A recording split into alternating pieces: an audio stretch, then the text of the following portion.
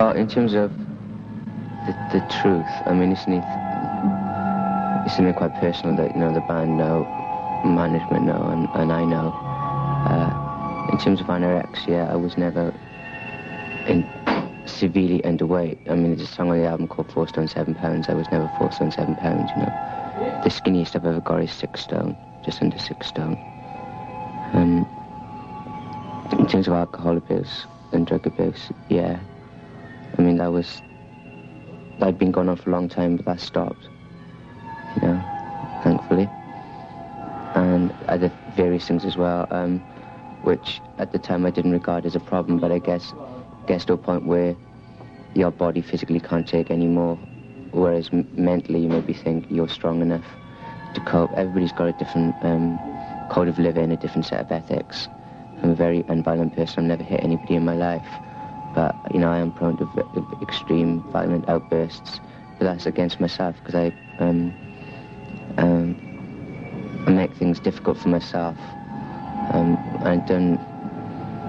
I would never impose my standards upon anybody else, so if something goes wrong, I'm not going to smash up a hotel room, I'm not going to smash up a bus, I'm not going to smash up a dressing room, I'm not going to abuse somebody else. I've never raised my voice with anybody. That doesn't mean I don't get fits of temper or whatever. I just don't think I've morally got the right to take up my frustration on another human being,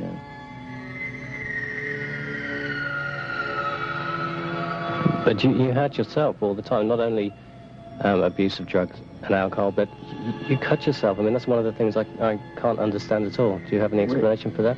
I think it's quite common. It's on the increase. It's all about self-discipline.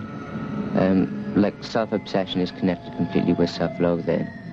And it's the same with, if you've got a weight problem. It's all about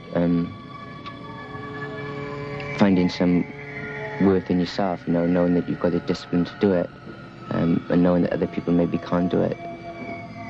And it's also, I think, really connected to the fact that you almost feel like silent. You have no voice, you mute, there's just you've got no option.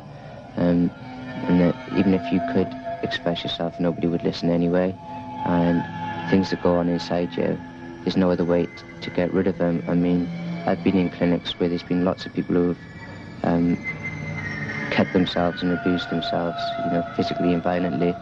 And it's pretty common, it's cliched amongst people who do it, that when they do it, they don't actually feel any pain, even when you may be having stitches in your body and things have been, done to you. It doesn't matter, you're in a frame of mind where it really does not hurt. Maybe a few days later you get a certain amount of pain as the skin starts to heal. But when you're in that frame of mind, it's like really natural. It's like the only logical thing to do. Otherwise, you feel you could almost do something to another person, and that is something that I would, again, like I said, I would never ever take it out on somebody else. Maybe what things I do is more concerned with the fact I don't like myself very much. And so I would not expect anybody else to judge me that highly, So if I discipline myself, if I can feel relatively content with my mental state and my physical state, if I can balance those two, then I feel okay, and I'm not really worried what people think about me, because I judge myself harsher and on more strict terms than they ever could, probably, I think. But why are you hard on yourself? I've always felt the need to prove myself against other people. I mean, I'm quite a weak person physically, and I think in school, I wouldn't say I was bullied, but you do feel scared sometimes or frightened, and the only thing I thought I had that was different from other people was the fact that I was actually, quite intelligent. I like reading and passing exams or whatever. But even say things like A-levels, and I got straight A's, but say somebody else got straight A's, I would not feel as good as them because I didn't know what percentages we had. I wanted to know that I had 98% and they had 95%. It wasn't enough, I felt next to somebody with the same qualifications as me, I would not feel as good. because, you know, what does an A stand for? You know, you don't really know what it means. So you're constantly trying to get better and improve all the time. That's why I was so disappointed with myself when I started drinking, because I didn't drink till I was at university. I didn't use drugs until I graduated. Whereas everybody was doing it in school, and I didn't have the need for it because I didn't want to, like, interrupt my mind, you know, but got to a point where I could not sleep, and people said, you know, if you have a few drinks, you'll get to sleep. Which you did, you know. Alcohol for me was always very functional, drugs for me were always very functional. You know, obviously it escalates, you know, your tolerance increases, and you know the story.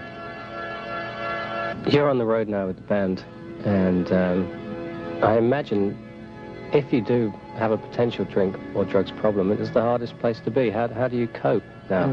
No, like I said, that's easy. I know what happens if I drink. I know what happens if I use. It's something that I don't want to go back to. The last thing I want is to end up like somebody like Shane MacGowan, you know. I've seen him around. I think he was a fantastic lyricist when he started off. And I hate the kind of grudging respect people give him now, you know. When I see Shane on stage, sometimes when he can't even sing anymore and he's falling over, and they talk about the genius of the man, and I find that very, very patronising. It's just like watching somebody die very slowly, and that upsets me because I think he was, like, you know, a godlike lyricist, and I don't think that's there anymore, really. And I don't find that enjoyable, and I don't find the thought of being like that myself very enjoyable.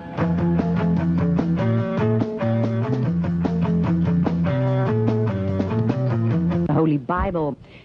I find that, again, extraordinary, that the chorus, he's a boy, you want to go, so tear off his cock, tie his hair in bunches, fucking call him Rita if you want.